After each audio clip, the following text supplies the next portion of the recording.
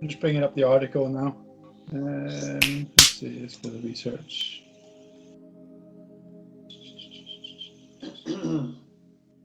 Okay, so it's a small trial. So they looked at, I think it was 36 people.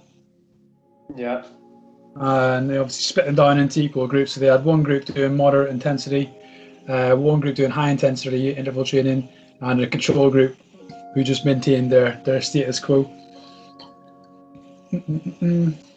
Was it over a 6-week period? It was, wasn't it? It was 6 weeks. Was that the 12 weeks? 12 weeks. Yeah. Yeah, so the sessions basically for the moderate intensity was the 30 minutes continuous cycling at a moderate intensity. Yeah. The HIIT training one was 1 minute of vigorous or hard cycling, followed by 1 minute of easy cycling, and repeat that 10 times, which is very basic HIIT cycle. Yeah.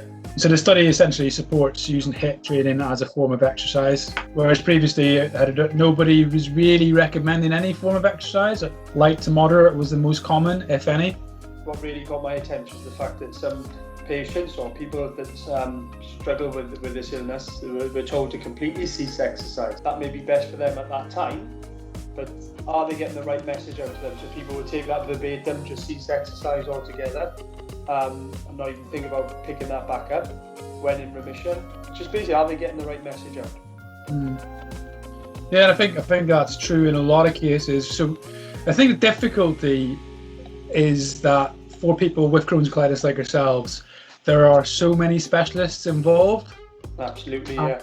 And a lot of times you get conflicting information, or you'll put yourself in that trust cycle with a certain specialist because you've built that relationship, and the information they're giving you, they may not be coming from the best background.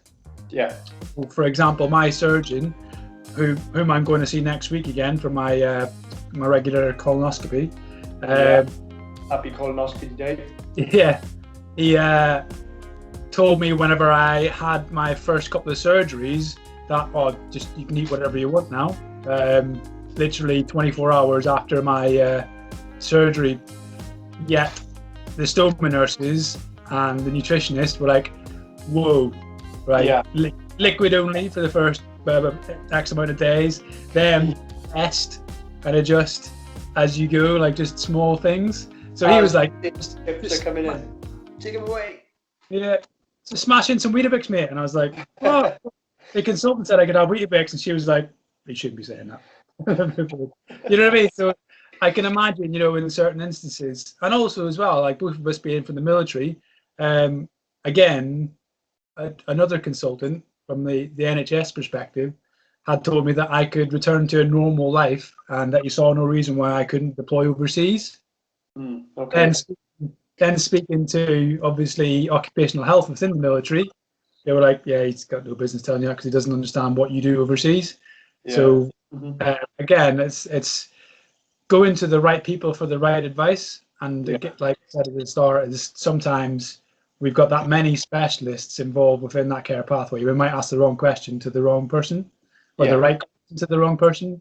Probably. Exactly that. And I think because there's so much input, I think it all becomes a little bit, not so much misconstrued, but a little bit hazy as to what is the right answer. And essentially, I guess, a bit of a cop-out, there never really is a right answer of what's right for someone. And, we're all different, and what works for one person may not work for another.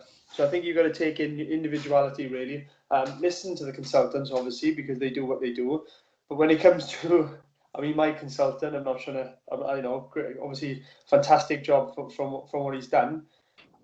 But you could probably tell he's not so much into his exercise. I mean, obviously, he's not got Crohn's or colitis. But, if I were to try and take exercise advice from him, take it with a pinch of salt. Yeah. Understand, obviously, the recovery and the scar healing and so forth. But then to understand, for him to give me any advice on exercise, to be honest, he didn't even try going there because he understands the nature of my job anyway. But there's just so many different people that's going to have input through your illness, through your surgery, if surgery's the path you've unfortunately gone down. I think you've just got to take a little bit from each and just kind of work out what's best for you, really. All right, John. So for the viewers that don't know, could you explain to them what HIIT is? Okay, so it stands for high intensity interval training. What we're looking at is putting 100% of maximal effort into our repetitions or into our sets in short bursts of time. So, for example, if I was to sit on a watt bike, for example, it'd be say 30 seconds of work, maximal effort, with 30 seconds recovery, so 1-to-1 ratio. Then basically you're looking no more than 20 to 30 minutes, because it's maximal effort. You're not going to be able to sustain that over a long period of time. That's why we keep the interval, the intensity in those each of those intervals very, very, very high, so we can perform really, really powerful and very, very intense exercise within short bursts of time. It's fantastic for people, those that say that they haven't got time to train. You know, because you only have to set up 20 to 30 minutes, or set aside 20 to 30 minutes to get a maximal effort session done. Conversely, it's probably going to take you a little bit longer to recover than when compared to kind of long bouts of sustained low resistance training, if that makes sense. So if your recovery, you're looking anywhere between 24 to 48 hours, but again, that depends on how quick you can recover and your fitness levels and your training background previous to that. So yeah, it's a fantastic way of training. It saves time. It's maximal effort, so you know you're going to go balls out on this one. And it can be done anywhere. The good thing about it is you don't have to use resistance equipment. Yeah. Most of the exercise we know are done body weight, so press up, squats, sprints, just all about. So you can do it anywhere without any equipment, so it's nice and cheap as well. I think that's one of the beauties of it, is that it actually makes people realize how easy it can be to get a good workout in. Absolutely. And get your heart rate elevated. And like you just touched on, HIIT itself isn't typecast to just one thing. You can pretty much, it's a style of training as opposed to an actual exercise. Yeah. So you can form of training, so resistance training, cardiovascular training, body weight training. You know, you can employ it in swimming, cycling, running. You can bring this style or type into all of those, because all you're doing effectively is ensuring that you're working at your near maximum capacity for a short space of time, i.e. 10 seconds, and then your recovery is going to be either equal to that, i.e. 10 seconds, or maybe 20 seconds. Yeah. Again, depending on yourself.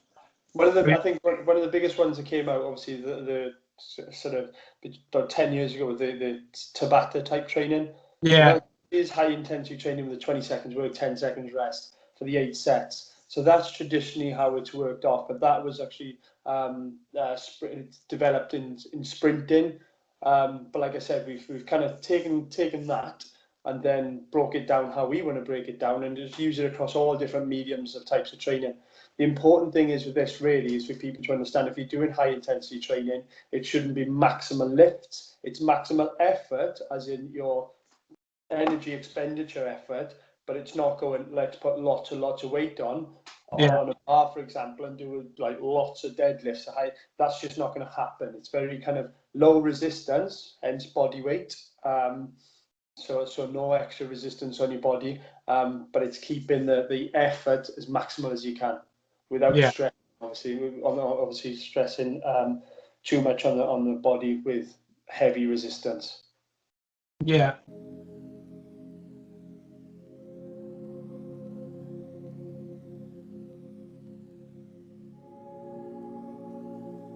Minutes. Do you know what?